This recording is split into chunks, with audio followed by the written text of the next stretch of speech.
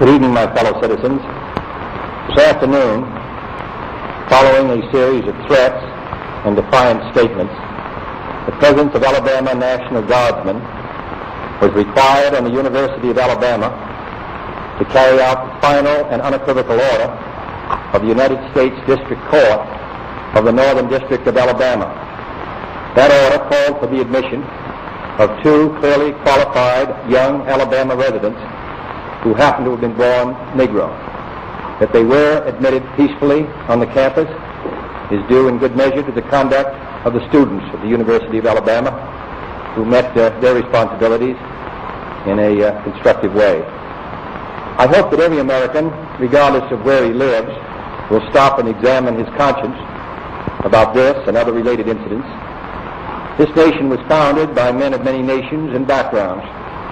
It was founded on the principle that all men are created equal, and that the rights of every man are diminished when the rights of one man are threatened.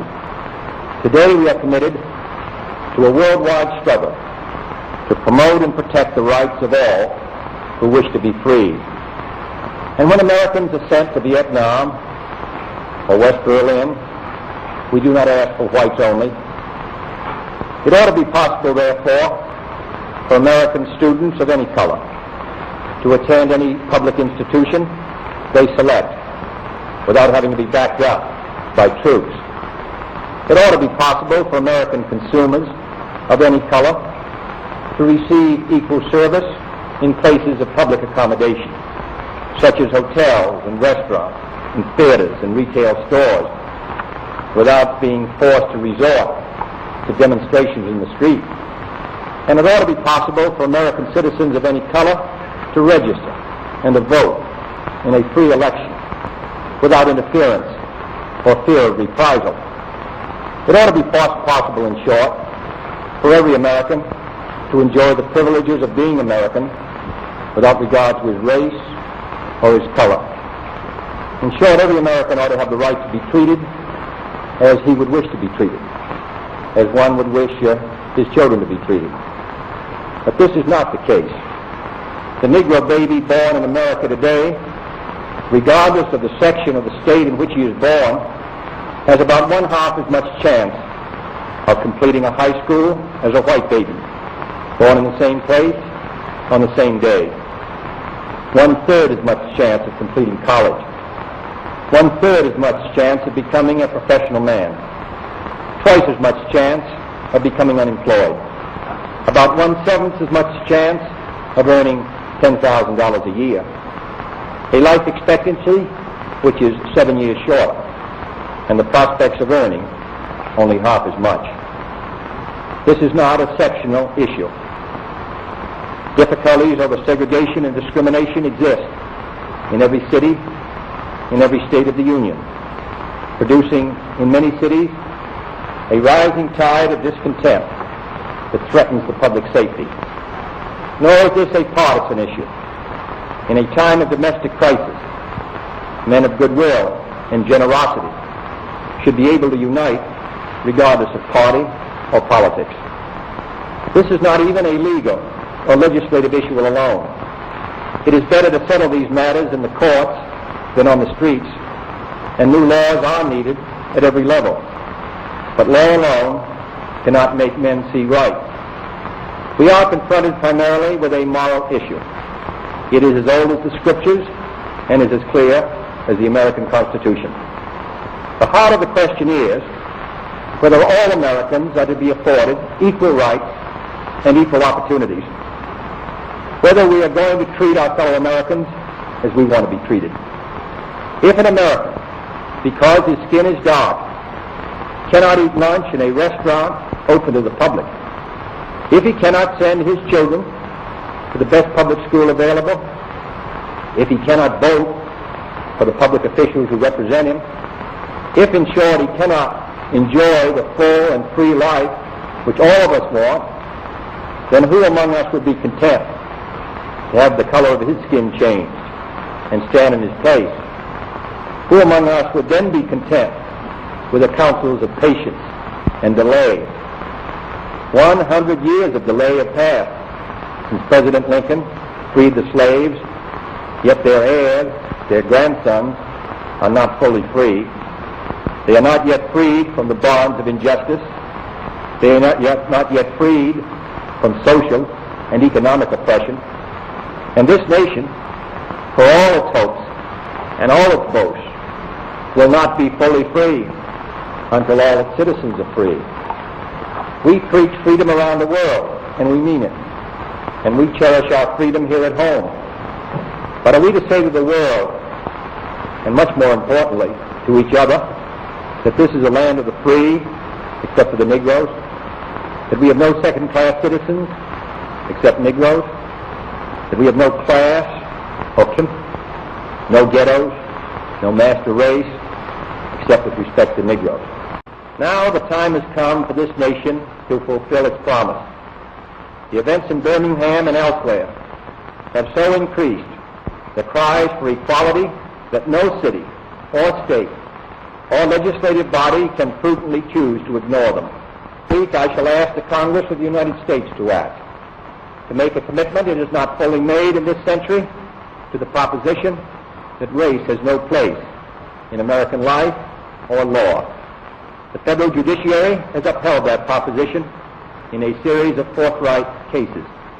The executive branch has adopted that proposition in the conduct of its affairs, including the employment of federal personnel, the use of federal facilities, and the sale of federally financed housing. But there are other necessary measures which only the Congress can provide, and they must be provided at this session. The old code of equity law under which we live commands for every wrong a remedy. But in too many communities, in too many parts of the country, wrongs are inflicted on Negro citizens, and there are no remedies at law. Unless the Congress acts, their only remedy is the street. I am therefore asking the Congress to enact legislation giving all Americans the right to be served in facilities which are open to the public: hotels, restaurants, theaters, retail stores, and similar establishments. This seems to me to be an elementary right. Its denial is an arbitrary indignity that no American in 1963 should have to endure, but many do. I have recently met with scores of business leaders, urging them to take voluntary action to end this discrimination. And I've been encouraged by their response. And in the last 2 weeks, over 75 cities have seen progress made in desegregating these kinds of facilities. But many are unwilling to act alone. And for this reason, nationwide legislation is needed if we are to move this problem from the streets to the courts. I'm also asking Congress to authorize the federal government to participate more fully in lawsuits designed to end segregation in public education. We have succeeded in persuading many districts to desegregate voluntarily. Dozens have admitted Negroes without violence. Today, a Negro is attending a state-supported institution in every one of our 50 states. But the pace is very slow. Too many Negro children entering segregated grade schools at the time of the Supreme Court's decision 9 years ago will enter segregated high schools this fall, having suffered a loss which can never be restored. The lack of an adequate education denies the Negro a chance to get a decent job.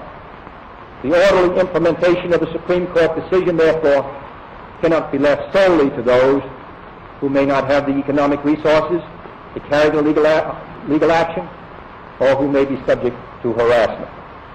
Other features will be also requested, including greater protection for the right to vote. But legislation, I repeat, cannot solve this problem alone. It must be solved in the homes of every American, in every community across our country.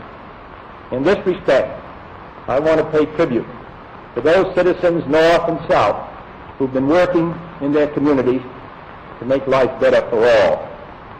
They are acting not out of sense of legal duty, but out of a sense of human decency.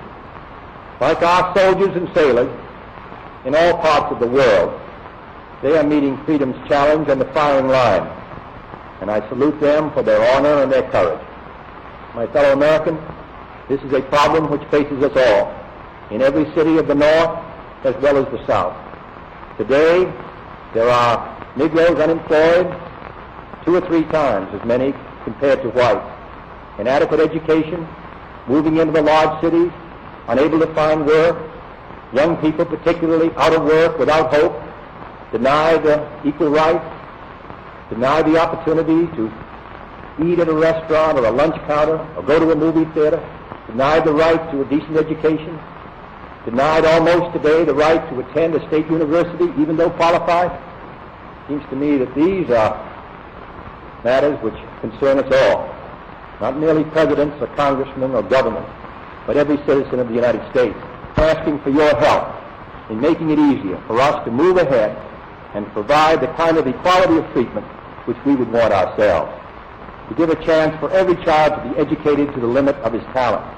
As before, not every child has an equal talent or an equal ability or equal motivation, but they should have the equal right to develop their talent and their ability and their motivation to make something of themselves.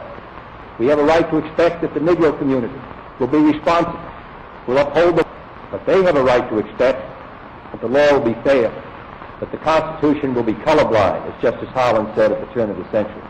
This is what we're talking about, and this is a matter which concerns this country and what it stands for. And in meeting it, I ask the support of all of our citizens. Thank you very much.